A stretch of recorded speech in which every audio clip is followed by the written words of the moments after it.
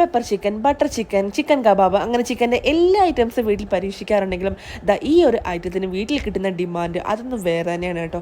ശരിക്കും പറഞ്ഞാൽ ഹസ്ബൻഡിന് മാത്രമല്ല ഇതിൻ്റെ ഒരു one of the favourite item എന്ന് തന്നെ പറയാം നമ്മുടെ ചിക്കൻ വറുത്തടിച്ച് വെച്ചത്.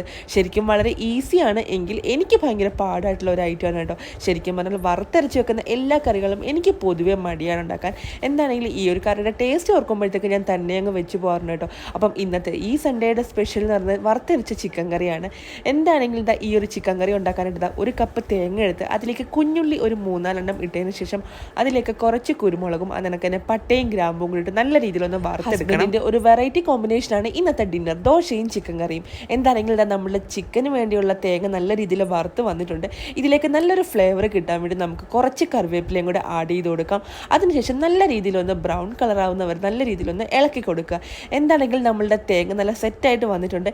ഇനിയിപ്പോൾ നമുക്ക് വേണ്ടത് ഈ ഒരു തേങ്ങ നല്ല രീതിയിലൊന്ന് വെള്ളം ചേർക്കാതെ അരച്ചെടുക്കണം. ശരിക്കും പറഞ്ഞാൽ വെള്ളം ചേർക്കാതെ അരയ്ക്കുന്ന ഇച്ചിരി ബുദ്ധിമുട്ടുള്ളൊരു പരിപാടി ആണെങ്കിലും നമ്മുടെ കറിക്ക് നല്ലൊരു കളർ കിട്ടാൻ വേണ്ടി ഇത് ഹെൽപ്പ് ചെയ്യും. എന്താണെങ്കിൽ നമ്മുടെ തേങ്ങ നമ്മളൊന്ന് വെള്ളം ചേർക്കാതെ അരച്ചെടുക്കാം.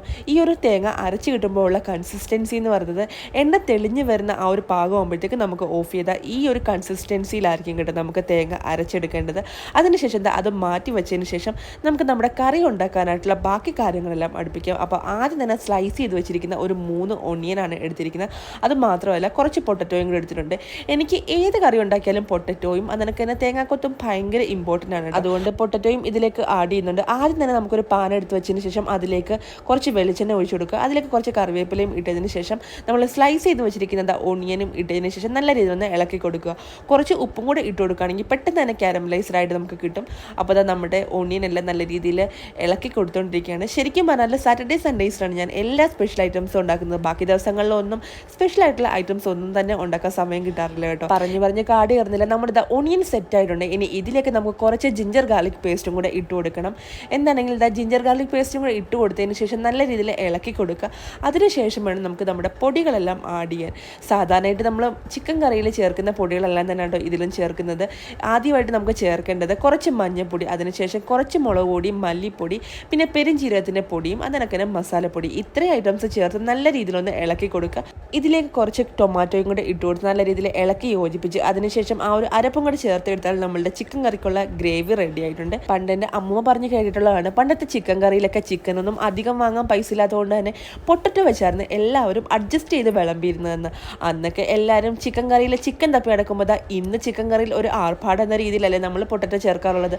അന്നൊക്കെ ആണെങ്കിൽ ചിക്കൻ കറിയിൽ ചിക്കൻ തപ്പിയാണ് എല്ലാവരും നടക്കുന്നതെങ്കിൽ ഇന്നാണെങ്കിൽ ഞാൻ ചിക്കൻ കറിയിൽ പൊട്ടറ്റോ ആണ് തപ്പി നടക്കുന്നത്. എൻ്റെ ഫേവറേറ്റ് ചിക്കൻ കറിയിലെ ഈ ഒരു പൊട്ടറ്റോ ആണ്. തേങ്ങ വറുത്തരച്ച് വെച്ചതും അതിനൊക്കെ പൊട്ടറ്റോയും ചേർത്ത് കുറച്ച് വെള്ളം കൂടി ചേർത്ത് നല്ല രീതിയിലൊന്ന് തിളപ്പിക്കാൻ വെക്കുക.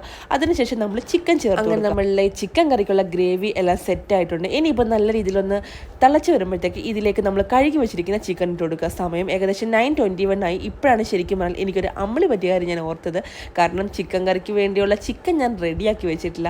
ശരിക്കും പറഞ്ഞാൽ കഴുകിയെടുക്കാൻ മറന്നോ എന്ന് തന്നെ പറയാം. എന്താണെങ്കിലും ഇനിയിപ്പോൾ ചിക്കൻ നല്ല രീതിയിലൊന്ന് കഴുകിയെടുക്കണം. അതിനുശേഷം മാത്രമേ നമ്മൾ ചിക്കൻ കറി റെഡിയാക്കാൻ പറ്റുള്ളൂ. അപ്പം ഇനിയിപ്പോൾ ഈ ഒരു ഗ്രേവി ഓഫ് ചെയ്ത് വെച്ചതിന് ശേഷം ചിക്കൻ നല്ല രീതിയിലൊന്ന് കഴുകി എടുത്ത് അതിലേക്ക് ഇട്ടതിന് ശേഷം നമ്മളുടെ ചിക്കൻ കറി എല്ലാം അടച്ച് വെച്ച് വേവിക്കാൻ വെച്ചിരിക്കുകയാണ് കേട്ടോ. നല്ല അടിപൊളി മണമാണ് വരുന്നത്. അങ്ങനെ നമുക്ക് ലാസ്റ്റായിട്ട് എൻ്റെ ഒരു ഫേവറേറ്റ് ഐറ്റമാണ് ഈ ഒരു തേങ്ങ ഇങ്ങനെ വറുത്തിടുന്നത്. അതും കൂടെ ഇട്ടാൽ നമ്മുടെ ചിക്കൻ കറി അടിപൊളിയായിട്ടുണ്ട്. ഈ ഒരു കളർ കാണുമ്പോൾ തന്നെ നിങ്ങൾക്ക് ഏകദേശം ഐഡിയ ഇട്ട് കാണും എത്ര ടേസ്റ്റ് ഉണ്ടായിരിക്കുമെന്ന്.